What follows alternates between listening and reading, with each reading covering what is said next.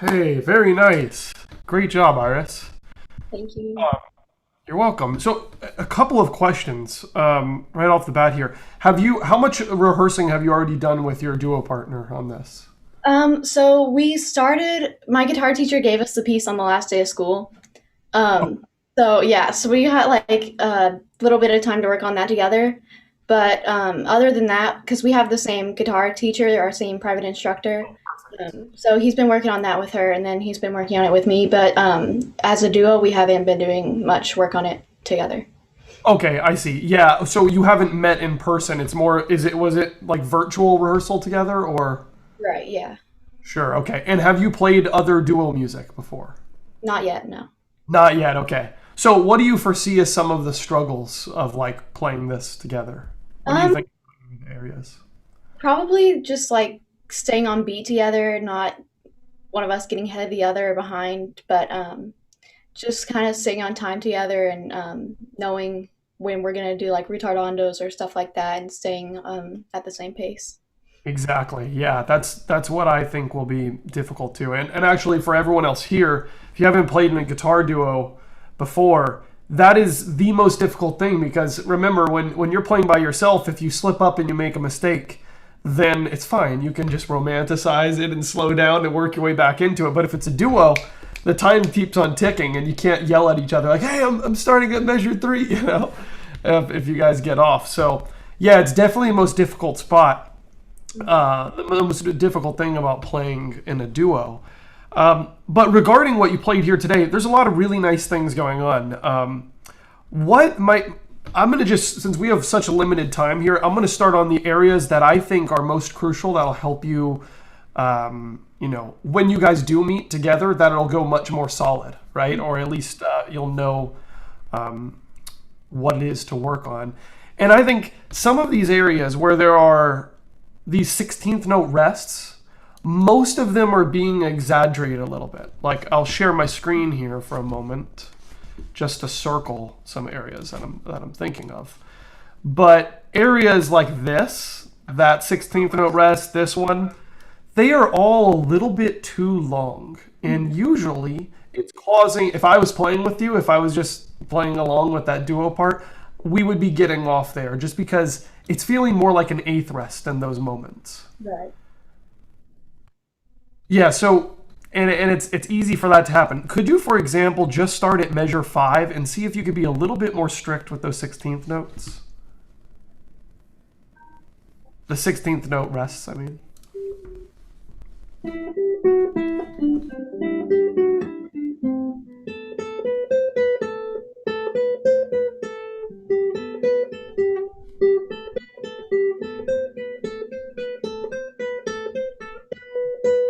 Yeah, that was better. I would watch out for that and definitely work on this with a metronome so that and when you do it with a metronome, not like da dee da da da da dee da da dee da da, but like da dee da da da dee da dee da da da da. So one note per click. Have you done some work like that already? Yeah, awesome. Good. That's great. Another big question I have is at measure 8, right at that cadence where you have the trill. You're playing those first 4 notes right here. 1 second, I should maximize this. Those 4 notes, for some reason, were eighth notes. Was that something you planned to give yourself more time on that trill? No, that was just a Or mistake on my part. okay, gotcha. Because I was like, hey, that's very clever because those trills can be long and extended. So I was like, oh, I wonder if she's doing da dee da da and then da da dee da something like that. But no, okay. Let's hear from measure 7 and see if you can keep these as 16th notes there.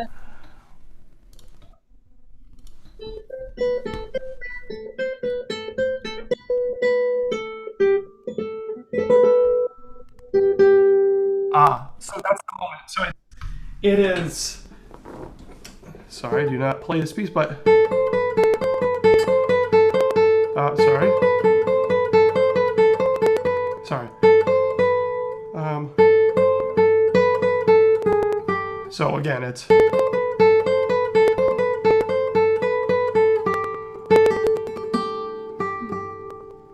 So those B, B, A, G, or maybe you're doing it here, right? Right. You're doing B, B, A, G instead of B, B, A, G, the same speed as the. Do you hear that? Yeah, for sure. Okay, cool.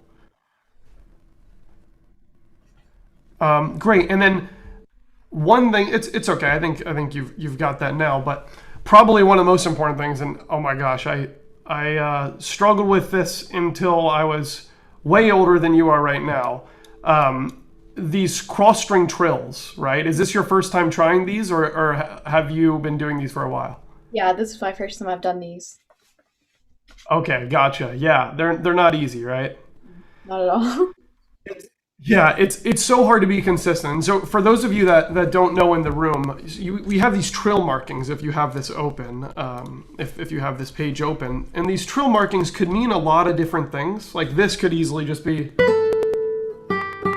right? That's kind of what's written. You could do.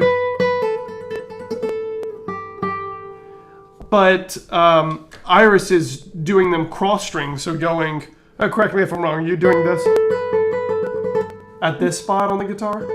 Yeah. Okay, yeah, so she's PM or AIMP. AIMP, right, okay. So she's splitting the B and the A on two separate strings and doing a trill this way instead of this. Oh, sorry, instead of like you normally see trills, right? This is a cross string trill. It sounds more like a keyboard, and that's sort of why we do that. But Iris, with those trills, you're doing them AIMP. Love that. I do it a different way. I mean, I do it that way as well. Occasionally, it's AIMP. I really only can do it once with AIMP, but I do it the other way, tremolo way. Which is AMIP, and that's just splitting across the different strings. But when you do these, how do you practice these trills? I usually do it just open strings. I kind of try to do like Oh, okay. a little bit. So like starting off, Love it. Could you show me a little bit of that? yeah. So like I'll do like,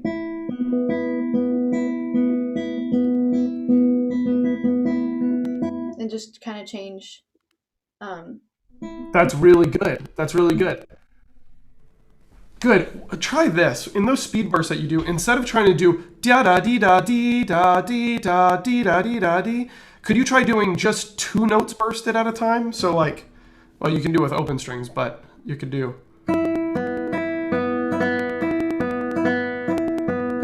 So like A to I, A I M P, A I M P, A I M P, A I M P.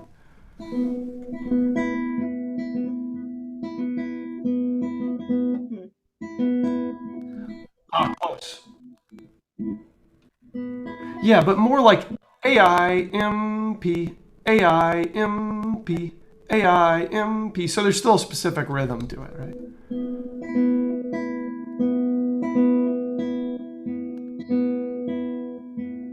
Exactly. Okay, and then now let's try A.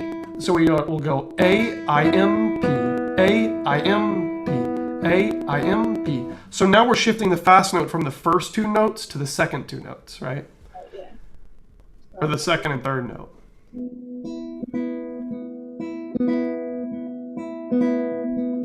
Yeah. Great. Okay, and then what do you think is going to come next?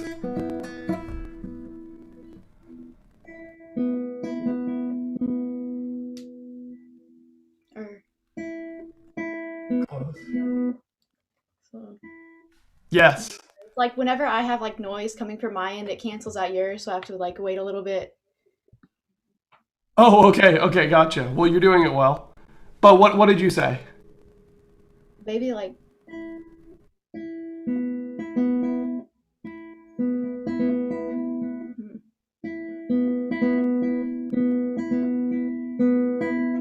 Exactly. And what fingers are those? Going So fast. The burst. I M P A I M P A. So Yes, the second time you said it, that's correct. Yeah. A I M P A I M P A I M P. okay. Good. Okay, and we'll finish it out with one more. So the last one will be A I M P A I M P A I M P A.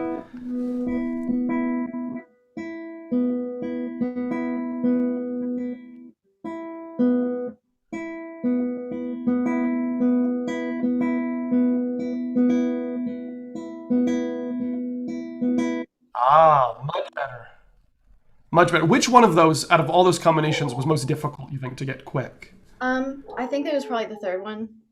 Just trying Uh, the third one, or this, was that the last one, or the third one was the one one before? before this last one. Sorry. The one before, yeah. Okay, so M to P, right? That makes a lot of sense because our thumb isn't always playing up on the second string, right? It doesn't spend a lot of time there. And when we're doing this pattern, which for everyone else is A, I, M, P, our our thumb kind of gets bumped out of the way sometimes when we're doing these cross string trills because it's trying to hang out in the same space as I, right? And Iris, I think that's what's happening to you there too. That M to P combination and that last one, P to A, are the ones to really think about. So when you do these burst exercises, see if you can start with smaller bursts, just between two notes. And with a metronome, I'm going to throw on my metronome here. It won't translate well over there. But if I'm doing this, A, I, M, P, A, I, M, P, A, I, M, P, A, I, M, P, A, I, M, P, A, I, M, P. Then you move to the next one, AI, or starting on the first one now, it'd be A-I, M-P, A-I, M-P, A-I, M-P. That way you know each one is very consistent before you ever try to do a burst of four of them. Right. Make sense? Yeah.